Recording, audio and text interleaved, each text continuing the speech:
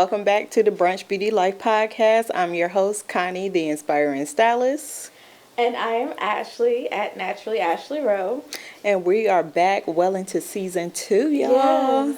Yes, season 2. And we want to give a quick shout out to Trinity Chats for setting it off for us in our first season, episode 1. Woo-hoo. Make sure you go out and support their book, God's Will, based off obedience. Yes, volume 1, God Will, Obedience. Yes. Volume 1. So make sure you guys check that out and also go and follow them, as well as making sure you like, subscribe, share, and follow us. And also, we are still taking your emails. Yes. So it's been kind of juicy in those emails. I'm ready for that episode. Probably next one. But for right now, we got to jump into careers versus hobbies.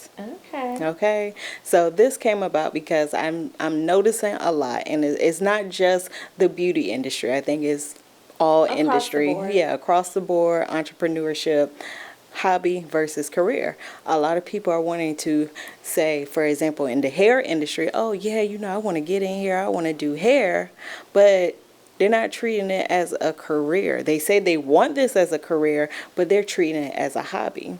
And we see that as a big problem. Yes, a big problem. So let's get some clarity around hobby versus a career. Hobby.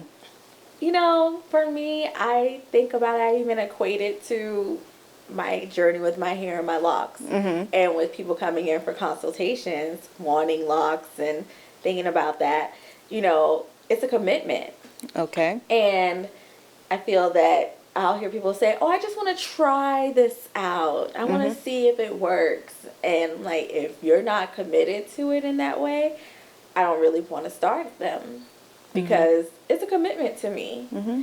And I look at career versus hobby in the same way as it relates to our industry that we're in. Mm-hmm. That this is not a tryout situation. Right. And try it and see how it goes. I do believe that, you definitely should give things a chance and, pursue passions. But it's also a difference between whether or not this is a passion for you or if it's not.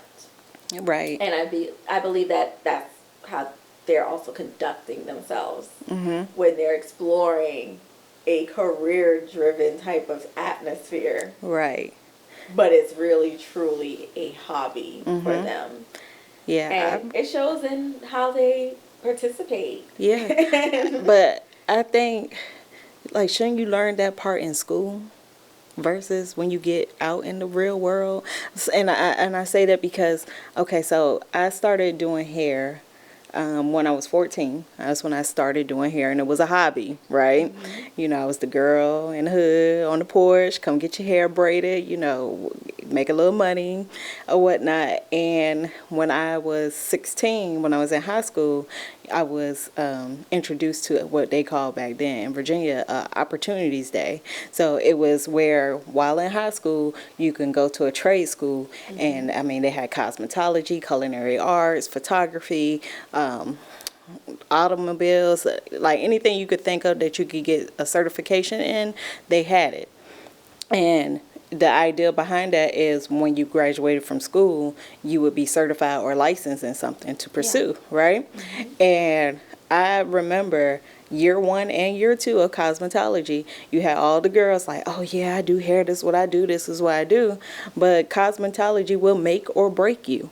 Absolutely. The natural hair, they have in Charlotte, they have the natural hair care school. So if you don't want to go for the full cosmetology, you could get your natural hair care license, right? Yeah. Same thing. That will make or break you. I think being in that, you were able to see the people that had the true passion for it, that wanted this to be their careers, versus the ones that, oh, well, yeah, I know how to do hair really well, but, I don't like it when it becomes a job. I want to do it on my own time, on my own dime, when I feel like it, not be committed to a schedule, not be committed to having to show up, right? That was a hobby.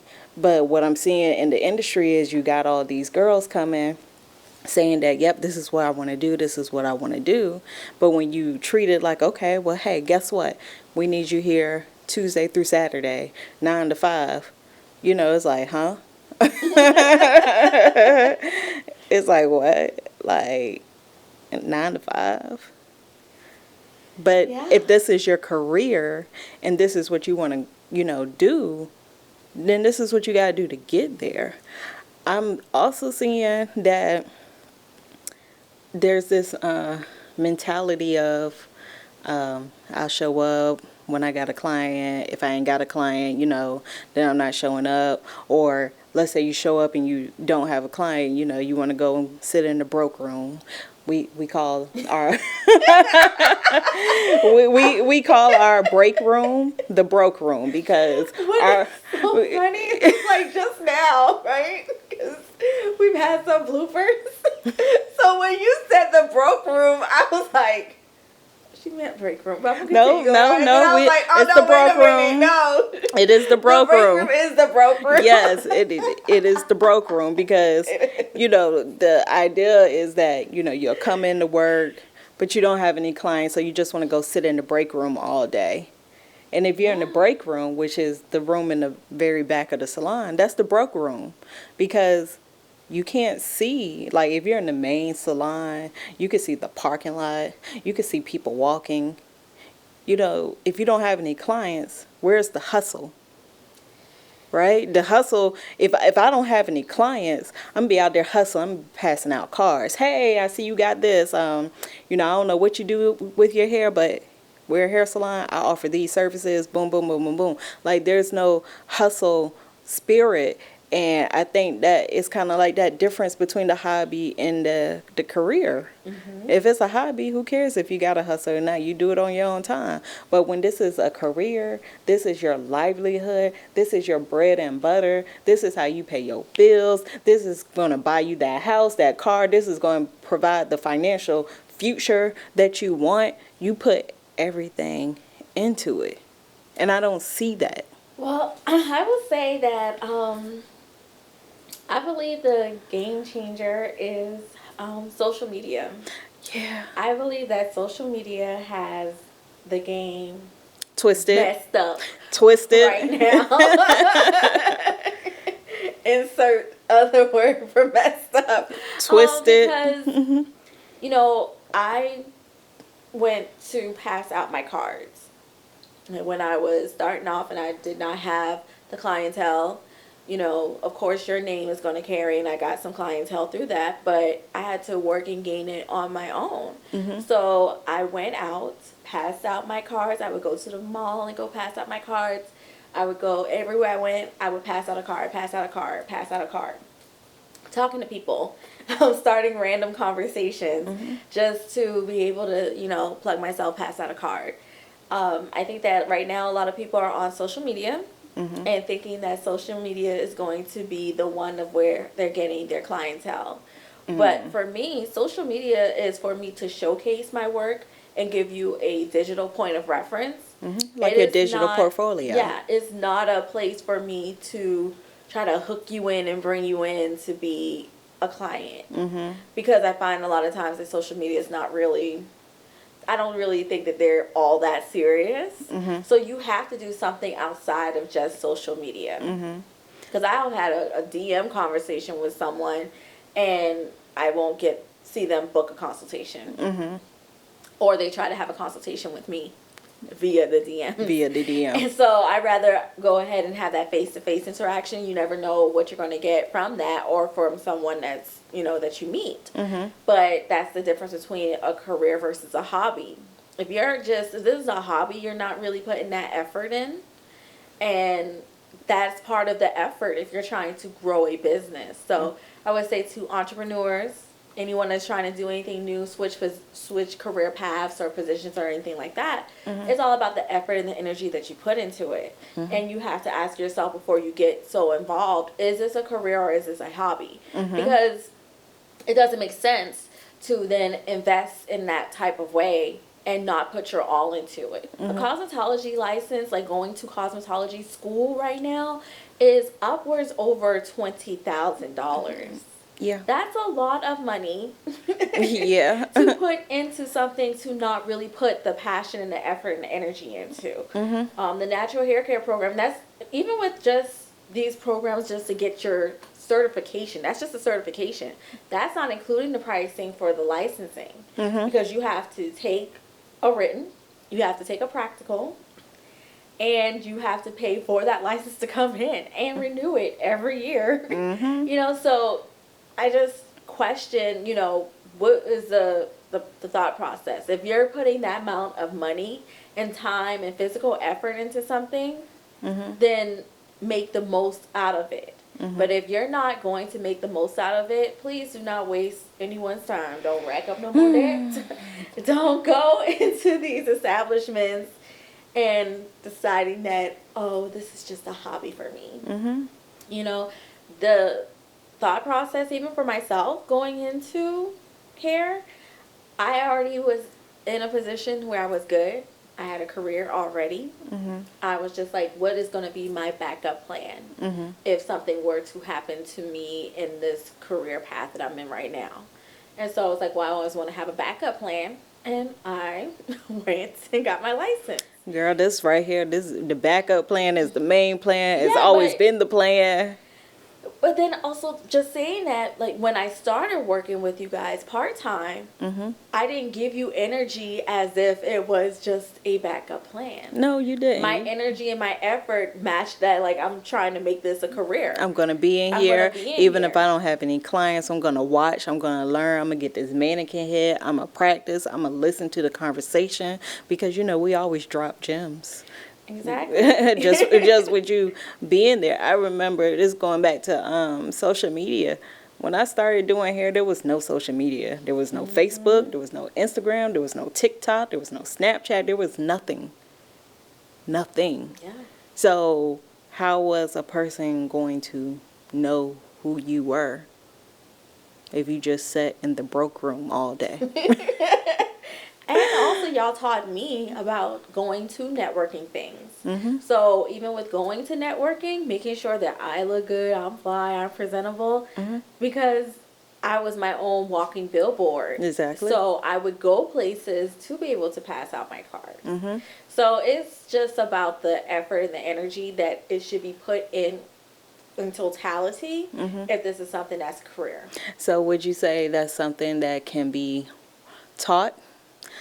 So as far as the hustle, right? So when I think back to when I first started doing natural hair in Virginia, I didn't know how to talk to people.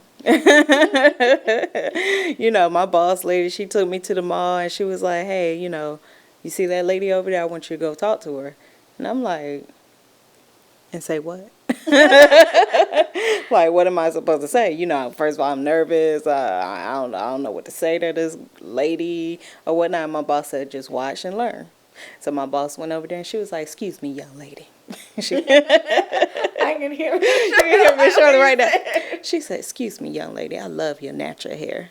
She was like, what do you do with it? You know, just started asking questions, because one thing about people like to talk about themselves, right? You know, they have a whole conversation like, oh, I did this, this, and all of this. And I am one of my most famous subjects. and, you know, and then by the end of it, you know, Miss Shirley was like, well, you know, I have a natural hair salon, and, you know, these are my ladies, and they do XYZ services. Can I give you a card? And the lady was like, oh, yeah, absolutely. And I was like, okay, that's it. That was it. That was all I had to do. So after that, she was like, now go. And that's what I started doing. I just started going to people.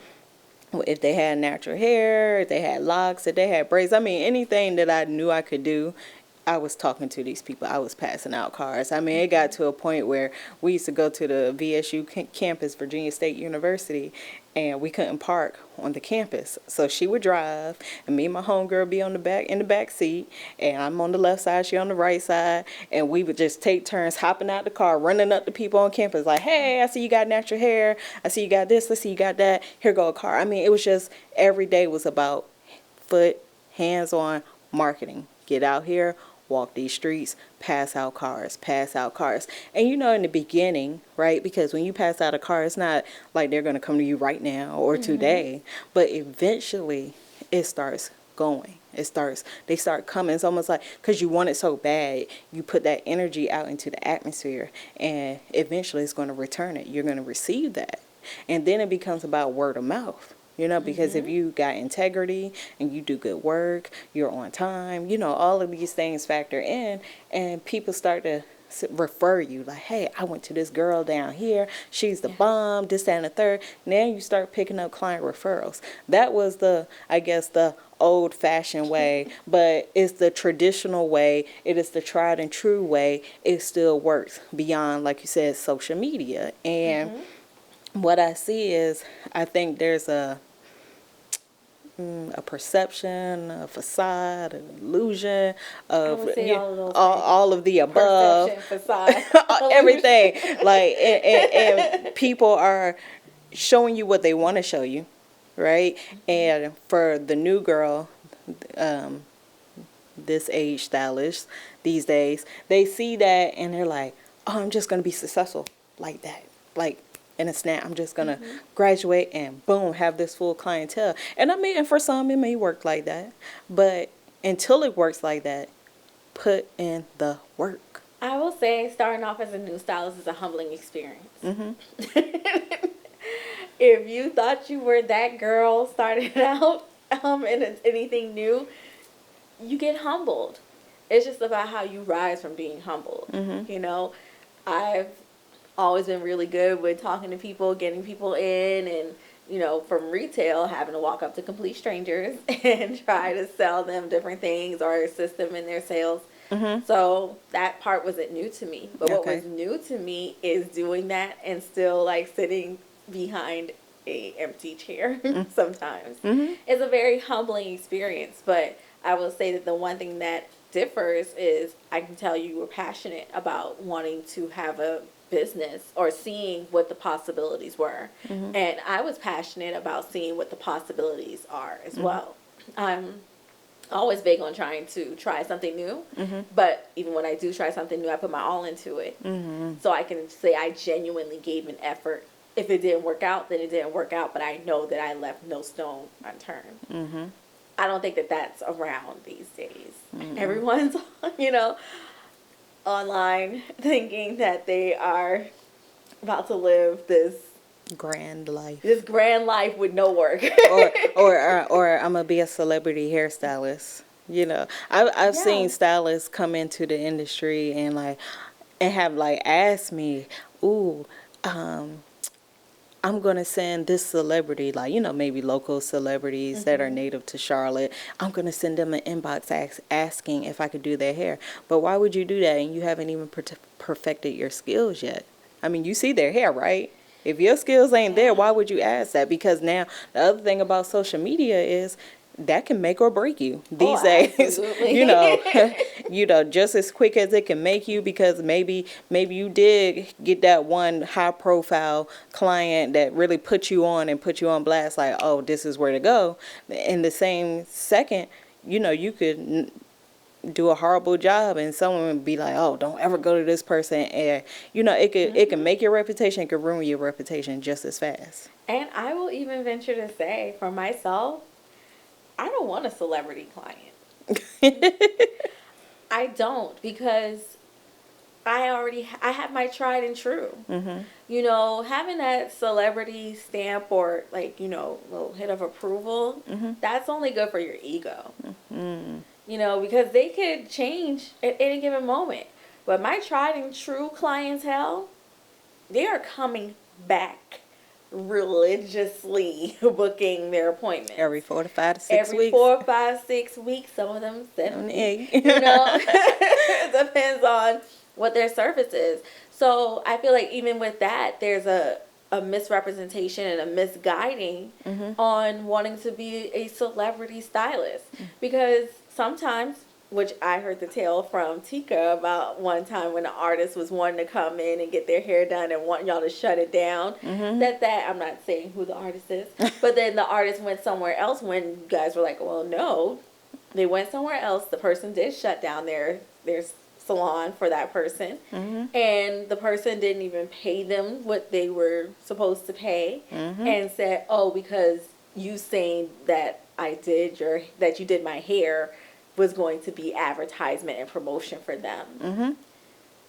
Okay, so I was supposed to shut down my whole salon and my whole day for this person, that's extra money, right? Mm-hmm. And then also, you're not paying me what I should get paid when I could have worked that day and done my regular clients and made more than what you were going to pay me. Mm.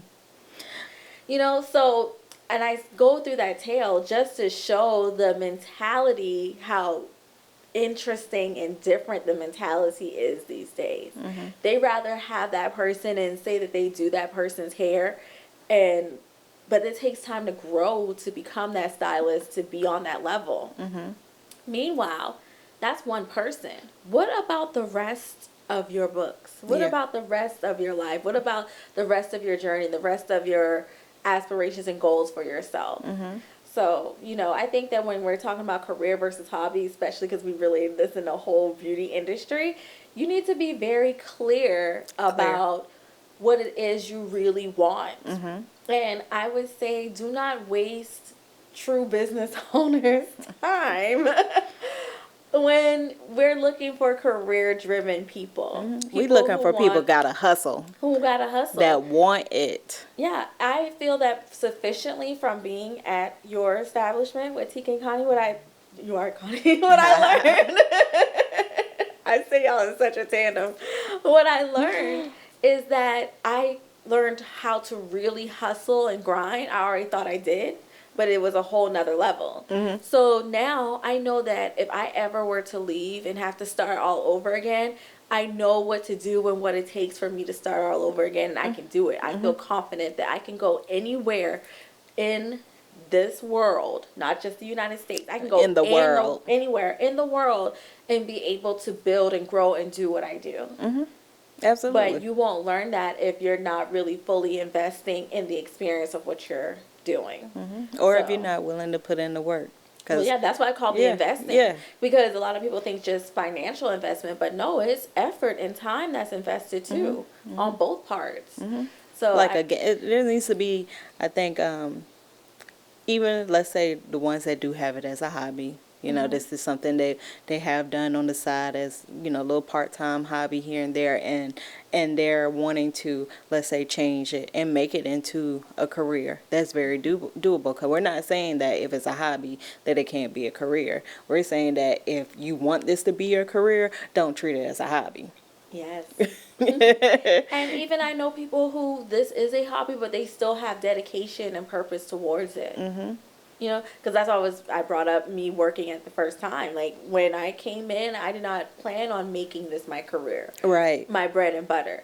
But I still came in and treated it like it was my bread and butter. You gave 100%. Gave 100% effort. I did not treat this as it was a hobby, even though it was a hobby. And it turned into a career that has been very lucrative. I've heard stylists say, well, Very. how can I get a clientele? Like, how can I make money without having to bust my butt for it?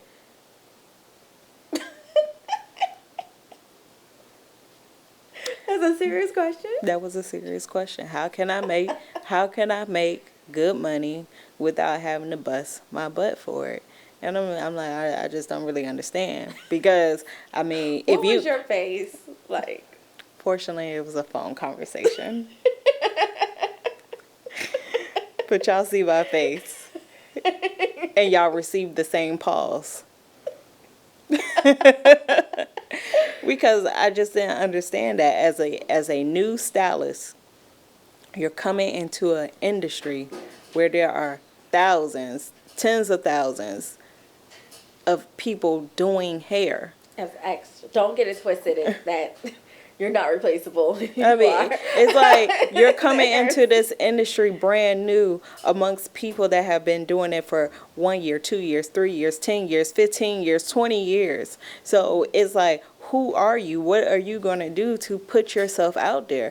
I don't understand how you intend to do that and or not do that and make money. Like, that don't make sense. Now, I could see if you've been in the industry for a while, you know, you've been working day in, day out, and you're like, hey, you know what, something's got to give.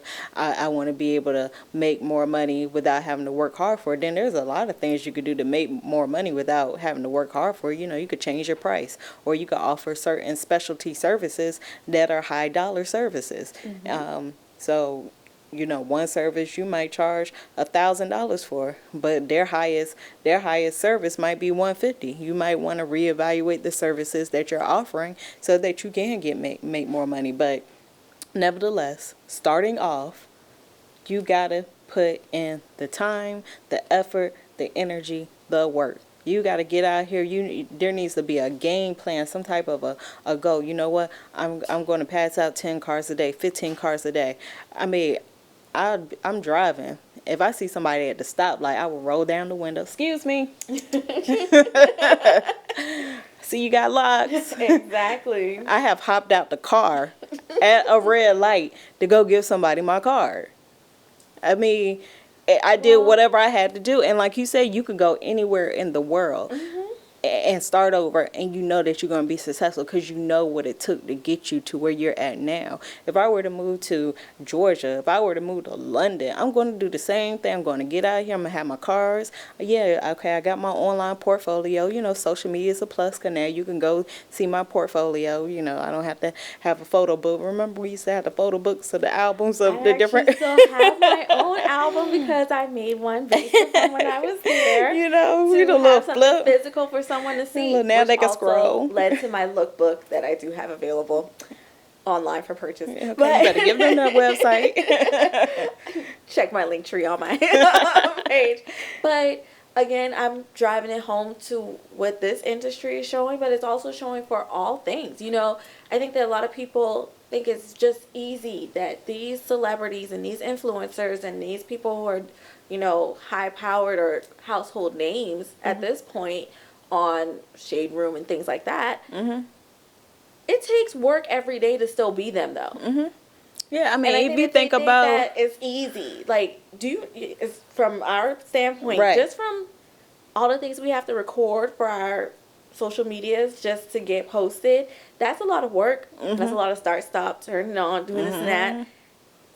The actual work. And then also just the promoting or even talking to someone or negotiating.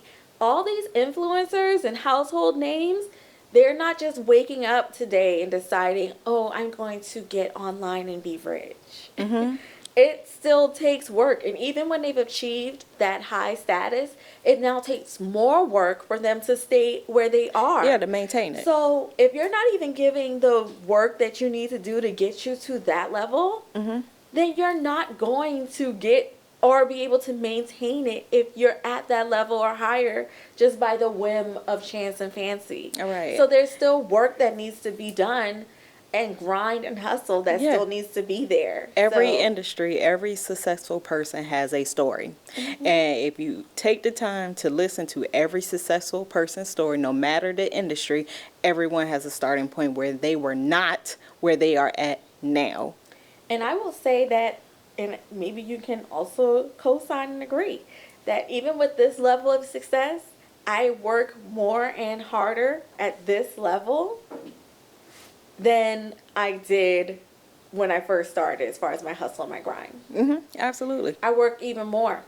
Absolutely. Because you keep it going, and even as you expand, it's like I'm not even working for myself. I'm working for my stylist. With my salons, I'm like, hey, I'm promoting. I don't care if I don't even do it. I don't do it, but we got somebody that can take care of you. Low cost, I don't care. But hey, guess what? We got someone that can take care of you, right? I was retired for 2 years. I stopped doing hair completely at the end of 2020.